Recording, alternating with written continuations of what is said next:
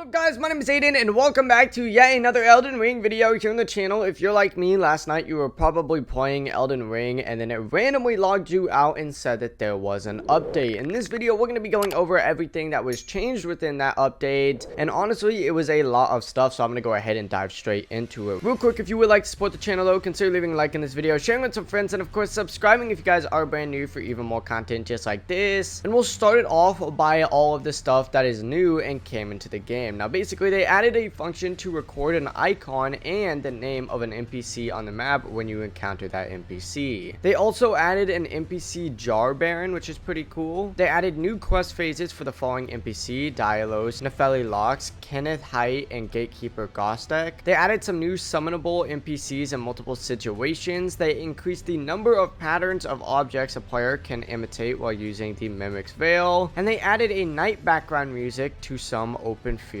area. All of those changes and additional elements that were added into the game I feel like are very good. Now let's move on to the bug fixes, because there is an absolute ton of them. Now they fixed a bug that prevents summoned NPCs from taking damage in some boss battles. They fixed a bug that sometime prevented the player from obtaining an item after a boss battle. They fixed a bug that causes, I guess, dialogue to be skipped when talking to NPCs and using custom key configurations. They fixed a bug that causes the player to freeze while riding. I've actually encountered that. I thought it was really weird. They fixed a bug that causes arcane to scale incorrectly for some weapons, so that's really good. In a situation where the player cannot obtain more than 2 talisman pouches, they added the talisman pouch to the Twin Maiden Husks shop line. They fixed a bug that prevented the user from warping to sites of grace from the map at the end of the game. And of course they fixed a bug that prevented the player from moving to the next area after the battle with the fire giant. Moving on to the next one, they fixed a bug which causes some weapons to have incorrect scaling after strengthening. They fixed a bug which causes some weapons to not use scaling. They fixed hangups in certain occasions. They fixed a bug where it incorrectly displays multiplayer area boundary when playing online. They fixed a bug that allows player to activate the Erdtree's Great Shield weapon skill without absorbing an attack with a special combination of an item with an incantation. They fixed a bug which causes Fire Deadly Sins incantation to have a different effect. They fixed a bug with the Ash of War determination and the Royal Knight's Resolve, where the damage buff will also apply to other weapons without that skill. They also adjusted the visual effect for the Unseen Form spell and deleted the Ragged Armor set from the game, which was mistakenly obtainable in a previous patch. They fixed a bug that essentially causes some hostile NPCs to drop fur calling finger remedies, which I think is probably a good change. They also fixed a bug that causes incorrect sound effects to play in some situations. Not to mention the bug that they fixed which causes the visual animation and hitboxes to not be displayed correctly on some maps, so thank God for that. They fixed bugs which kind of causes like incorrect visual behavior of some enemies, which is good, as well as the one that causes incorrect stat parameters for some armor. Some text files were being weird, so of course they fixed that, and other performance improvement and bug fixes. There was a lot of balance changes to essentially make your armor and your weapons a lot better within this update. Let's go over them right now. They increased the drop rate of the smithing stone for some enemies. They added smithing stone to some early game shop lineup. They increased the shield's effectiveness, increased the damage for all offensive cracked pot items, increased the damage for the following items, those items being the Stark Aromatic and the Poison Spray Mist. They increased the effect duration for the following items, those ones being the Uplifting Aromatic and the Iron Jar Aromatic. They increased HP healing from Torrent when using the following items: Royal Raisin and Sweet Raisin and Frozen Raisin, as well as reduced FP consumption and increased the damage of the following sorceries, those being the Glintstone, Comet Shard, the Comet, and the Night Comet. They also increased the damage for the following sorceries, those being Gravity Well, Collapsing Stars, and Crystal Barrage. They decreased the FP consumption of the following sorceries: Star Shower, Rock Blaster, Gravel Haima, Founding Rain of Stars, Stars of Ruin, Great Blade Phalak, Magic Downpour, Loretta's Great Bow, Loretta's Mastery, Carrion Greatsword, Carrion Piercer, and Shard Spiral. They raised the projectile speed of the Great Glintstone Shard. They decreased the Ash of War, hoarfrost stomps damage, and increased cast time. They increased the Ash of War's Bloody Slash self-inflict damage when slightly lowering the damage and increasing the cast time. They decreased weapon skill for the Sword of Night and the Flames damage, as well as increased the FP consumption and lower duration of the Ash of War Barricade Shield. They changed the FP consumption and timing of the Ash Ash of War Prelate's Charge, and they decrease the damage of the spirit summoned when using the item Mimic Tier Ash and change the spirit's behavior pattern. There's also minor enemy and weapon balance changes that they just didn't include in the patch notes. And overall, I feel like all of these changes were pretty good. There's some that I'm a little bit sad about, especially the Mimic kind of being nerfed. That's a really overpowered summon, but I guess it does just make the game a little bit more fair, so it's only right. But yeah, let me know what you think about this patch down in the comment section below, and stay tuned for more Elden Ring videos here on this channel. Before you leave though, consider leaving a like on this video, sharing with some friends, and of course subscribing if you guys are brand new for even more content just like this, and I hope to see you in the next video. Peace.